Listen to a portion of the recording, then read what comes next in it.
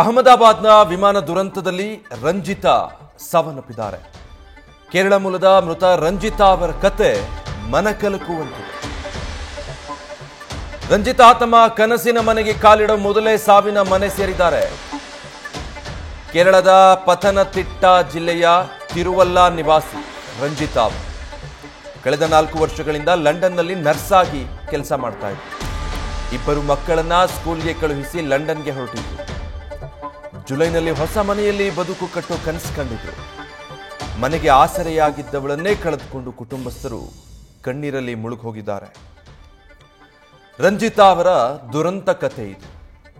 ನಿನ್ನೆ ನಡೆದ ಈ ದುರಂತದಲ್ಲಿ ರಂಜಿತಾ ಕೂಡ ಸಾವನ್ನಪ್ಪಿದ್ದಾರೆ. ಅವರ ಕತೆ ಕೇಳಿದ್ರೆ ಎಂಥವ್ರಿಗಾದ್ರೂ ಅಯ್ಯೋ ಜೀವನದ ಬಗ್ಗೆ ಎಷ್ಟೆಲ್ಲ ಕನಸು ಕಟ್ಕೊಂಡಿದ್ರಪ್ಪ, ಹೀಗಾಗೋಯ್ತಲ್ಲ ಪಾಪ ಅಂತ ಅನ್ಸುತ್ತೆ.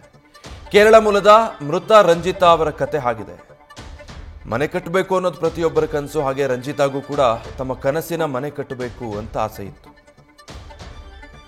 ಡೀಟೇಲ್ಸ್ ಕೊಡ್ತಾರೆ ಈ ಬಗ್ಗೆ ನಮ್ಮ ಪ್ರತಿನಿಧಿ ಸತ್ತಾರ್. ನ್ಯೂಸ್ ರೂಮ್ ಇಂದ ಲೈವ್ ನಲ್ಲಿ ಜಾಯ್ನ್ ಆಗ್ತಾ ಇದ್ದಾರೆ. ಸತ್ತಾರ್, 265 ಜನ ಪ್ರಾಣ ಕಳೆದುಕೊಂಡಿರೋದು, ಒಬ್ಬೊಬ್ಬರ ಕತೆ ಕೂಡ ಕರುಣಾಜನಕ ಅಂತ ಅನ್ಸುತ್ತೆ ಕೇಳ್ತಾ ಇದ್ರೆ. ಎಷ್ಟೋ ಕನಸುಗಳು ಸುಟ್ಟು ಭಸ್ಮ ಆಗೋಗಿದೆ.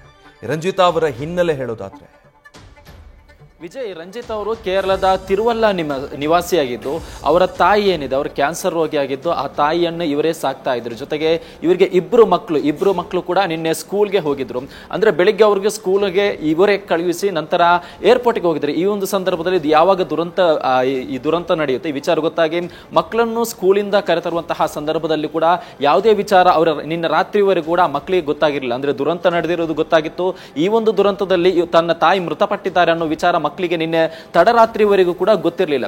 ತದನಂತರದಲ್ಲಿ ಅವರ ಹಿನ್ನೆಲೆ ನೋಡೋದಾದ್ರೆ, ಅವರು ಒಬ್ಬ ಸಹೋದರ ವಿದೇಶದಲ್ಲಿದ್ದಾನೆ, ಮತ್ತೊಬ್ಬ ಸಹೋದರ ಊರಲ್ಲಿದ್ದು ಅವರು ಇವತ್ತು ಅಹಮದಾಬಾದ್ಗೆ ಹೋಗ್ತಾರೆ. ಯಾಕಂದ್ರೆ ಈ ಒಂದು ಘಟನೆಯಲ್ಲಿ ರಂಜಿತಾ ಅವರ ಮೃತದೇಹ ಸುಟ್ಟು ಕರಕಲಾಗಿರುವುದರಿಂದ ಇನ್ನೂ ಕೂಡ ಅದು ಐಡೆಂಟಿಫಿಕೇಶನ್ ಆಗಿಲ್ಲ. ಅಂದ್ರೆ ಮೃತದೇಹದ ಗುರುತು ಇನ್ನೂ ಕೂಡ ಪತ್ತೆ ಆಗಿಲ್ಲ. ಇದೇ ಕಾರಣಕ್ಕೆ ಇವತ್ತು ಅವರು ಅಹಮದಾಬಾದ್ಗೆ ಹೋಗಿ DNA ಪರೀಕ್ಷೆಯ ನಂತರ ಅವರ ಮೃತದೇಹವನ್ನು ಪತ್ತೆ ಹಚ್ಚಿ ಅದನ್ನು ಕುಟುಂಬಸ್ಥರಿಗೆ ಹಸ್ತಾಂತರ ಮಾಡಲಾಗುತ್ತೆ. ಮತ್ತೊಂದು ವಿಚಾರ ಏನಂದ್ರೆ, ಈ ರಂಜಿತಾ ಅವರು ಕಳೆದ 4-5 ವರ್ಷಗಳಿಂದ ನರ್ಸ್ ಕಾರ್ಯನಿರ್ವಹಿಸ್ತಾ ಇದ್ರು. ಮತ್ತೊಂದು ವಿಚಾರ ಏನಂದ್ರೆ, ಅವರು ಕನಸಿನ ಮನೆ ತಾವೇ ದುಡಿದು ಒಂದು ಮನೆಯನ್ನು ಕೂಡ ಕಟ್ಟಿಸಿದ್ರು. ಬಹುತೇಕ ಎಲ್ಲವೂ ಕೂಡ ಕಂಪ್ಲೀಟ್ ಆಗಿದೆ. ಇನ್ನು ಪೇಂಟಿಂಗ್ ಕೆಲಸ ಮಾತ್ರ ಬಾಕಿ ಇತ್ತು.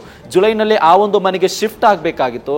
ಅಷ್ಟರಲ್ಲಿ ಇದೀಗ ಘೋರ ದುರಂತ ನಡೆದಿರುವಂತದ್ದು. ಇಡೀ ಕುಟುಂಬಕ್ಕೆ ಆಸರೆ ಆಗಿದ್ದಂತಹ ರಂಜಿತಾರನ್ನು ಕಳೆದುಕೊಂಡು ಇಡೀ ಕುಟುಂಬಸ್ಥರು ಮಾತ್ರವಲ್ಲ, ಇಡೀ ಊರೇ ಇದೀಗ ಶೋಕ ಸಾಗರದಲ್ಲಿ ಮುಳುಗಿದೆ. ಸದ್ಯಕ್ಕೆ ಅವ್ರ ಮೃತದೇಹವನ್ನು ಪತ್ತೆ ಹಚ್ಚಿ ಕುಟುಂಬಸ್ಥರಿಗೆ ಹಸ್ತಾಂತರ ಮಾಡುವ ಸಲುವಾಗಿ ಇವತ್ತವರ ಸಹೋದರ ಅಹಮದಾಬಾದ್ಗೆ ಹೋಗ್ತಾರೆ. ತದನಂತರದಲ್ಲಿ ಮೃತದೇಹದ ಐಡೆಂಟಿಫಿಕೇಶನ್ ಪತ್ತೆಯಾದ ನಂತರದಲ್ಲಿ ಹುಟ್ಟೂರಾದ ತಿರುವಲ್ಲೆಗೆ ಅವರ ಮೃತದೇಹ ಕೂಡ ಹಸ್ತಾಂತರ ಆಗಲಿದೆ. Vijay, thank you Sattar.